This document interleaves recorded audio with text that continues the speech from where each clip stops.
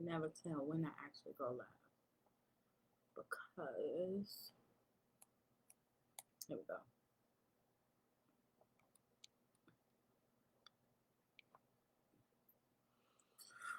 Whoo!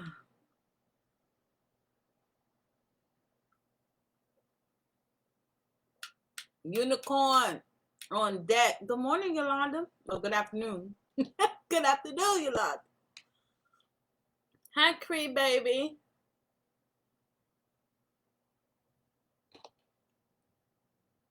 Cree, I've been praying for you. Mmm. Mmm.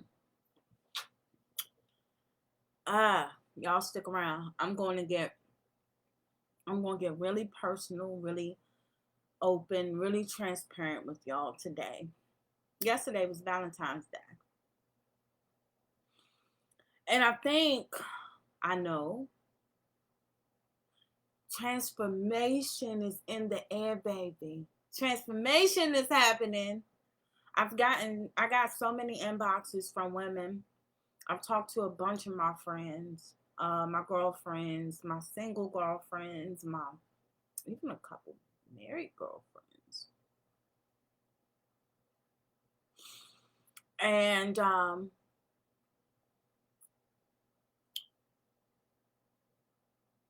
I want to share a story with y'all.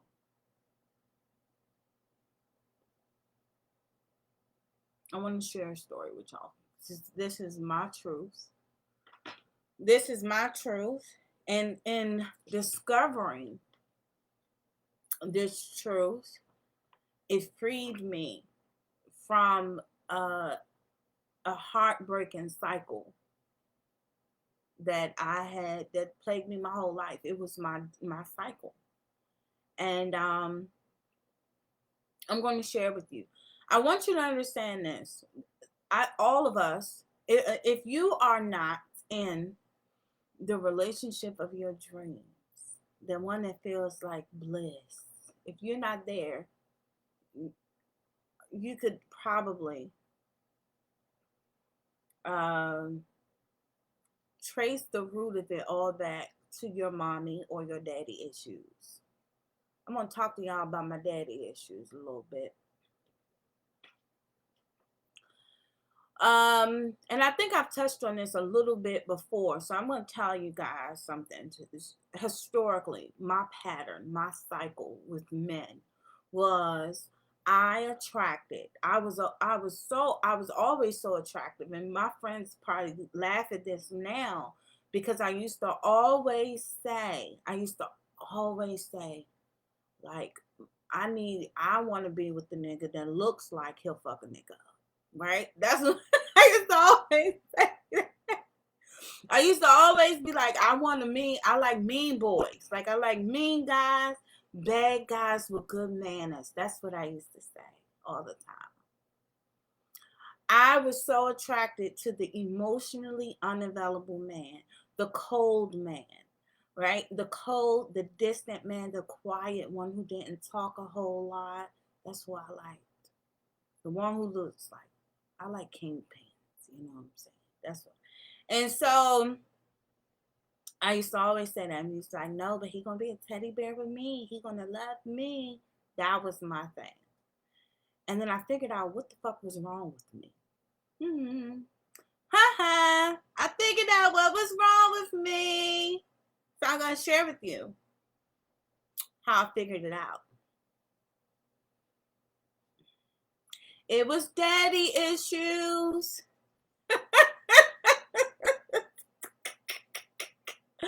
And now I'm gonna tell you what I did about it. All right, so I figured it out in meditation one day because I was just in a place where my heart was broken and I was tired of dealing with broken men. I was tired of my feelings being hurt. I was tired of attracting the wrong type of love. I love so good. I love so good, and I take so much pride in loving good. And I wanted to figure it out. So I finally got to a place where I wanted to face myself and figure out what my truth was and why I had this attraction to cold, distant, emotionally unavailable men, and what part of me needed to be healed. And so in meditation, it took me back to being little girl, 3, 4, 5 years old, I don't know. But it showed my daddy. I saw my daddy coming home and being so happy to see me. I truly believe the only reason my daddy married my mother was because of me. I truly believe that. And I grabbed his face when I was 2, 3 years old, and I said, "Will you be my daddy?" And he was just, my daddy was in love with me. Okay. And so um, I made him so happy. We were so happy. He used to come home and I would run to him and he would pick me up and spin me in the air and we would spend all evening together. I would cook with him. That's how I know how to cook so good, y'all. My daddy. My daddy taught me how to cook. And I would cook with him and I would watch all the football games with him. I would wear his hat. My daddy was my best friend. And one day it all changed. One day it all changed.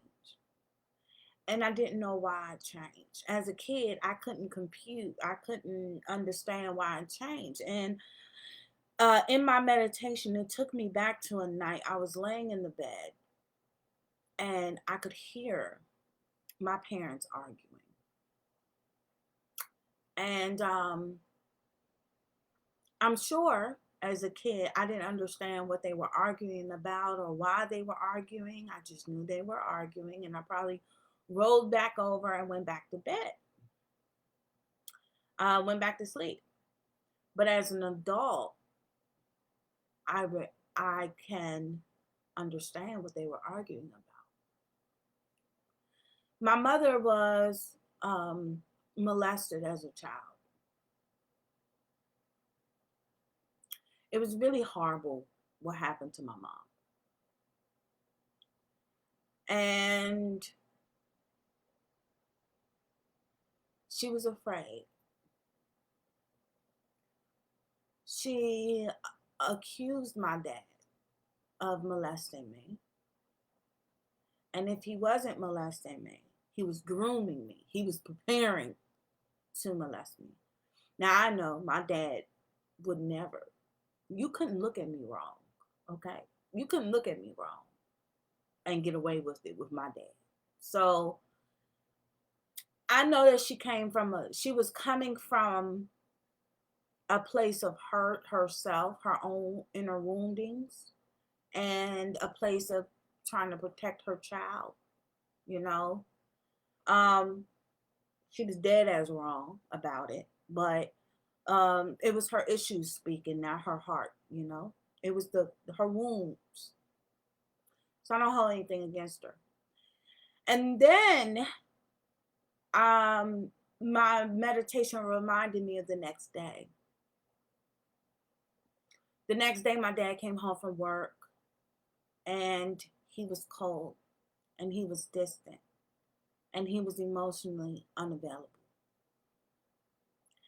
And I tried all night to get him to laugh, to get him to smile, to get him to play with me, to get him to snap out of this bad mood he was in, and didn't work. And what I realized is that I created a script for my life. Those moments of me trying to win over my father's affection, trying to get him to see he can be happy again, that he could have fun, that he could express his love, became my script for dealing with men. There was a void inside of me that did not feel like I was enough to snap my father out of his bad mood or his depression or whatever it was he was going through. And there was this thing inside of Stephanie that needed to prove to Stephanie that I was enough, you know. maybe the competitiveness in me. Sorry. So the script played out with men. I instantly attracted the coldest, most emotionally unavailable, mean nigga you could find. And then it was my game. The game in my head, subconsciously, of course, was making him a teddy bear. That was the goal. I'm going to soften you up. I'm going to make you happy. I'm going to make you have fun in life. I'm going to make you enjoy this thing. I'm going to show you that you don't have to be miserable and you don't have to be mean. You can be nice and you can be happy. And then in my healing, I realized that them being however they are is not my responsibility. It's not my job, and that I don't like this fucking game. I don't like this game. My daddy's issues are not my issues. Because even though my mom was wrong in what she did, he was also wrong in how he responded to what she did. And it's not my problem. I realized that, you know what, I don't have to spend my life trying to rewrite this script between my dad and I so that it ends up on a good note. I can just decide that I deserve and want and am capable of having so much more than this. And so that's what I've done. You do not have to continue with the patterns that you've created in your life. But you have to get real with yourself about there being a pattern and understanding why. It's never anyone else's fault. It's never anyone else's fault. And that's why I hate to see the memes and stuff where women are blaming men and how men act and all of this stuff. If you historically have a pattern of being treated like shit in relationships, of your love not being requited, if you getting the short end of the stick or men cheating on you or whatever, it is your fault. There is something inside of you that keeps playing this game, whatever game it is, with yourself.